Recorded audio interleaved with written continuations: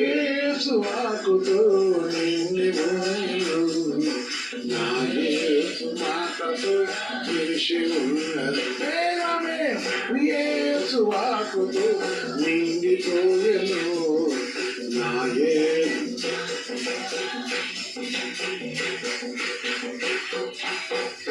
ప్రభు యేసు వాక్కుతో ఏం నిండిపోయింది?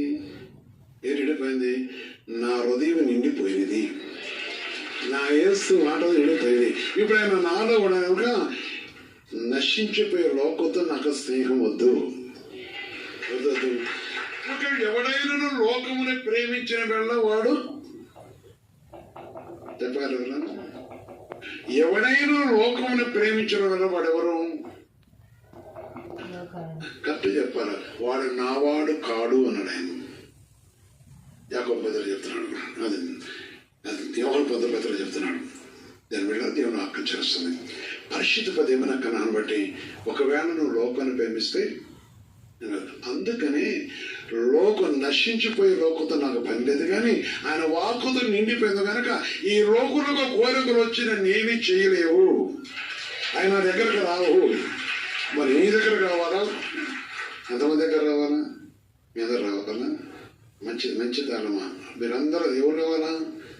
లోకం కావాలి కదా. లోకం అంటే యేసయ్య రాడు, చెప్పండి, యేసుక్రీస్తు కలగాక. అందుకని గ్రహించాలి, వాక్యం తెలుసుకోవాలి. వాక్యాన్ని గ్రహించినప్పుడే బ్రతుకుతాం. వాక్యాన్ని తెలుసుకుని నేను సాక్ష్యానికి అయిపోయాను.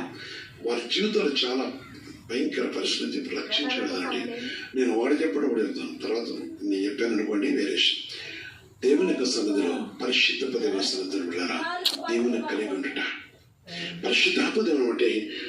అందుకనే భక్తులు ఏమన్నారంటే,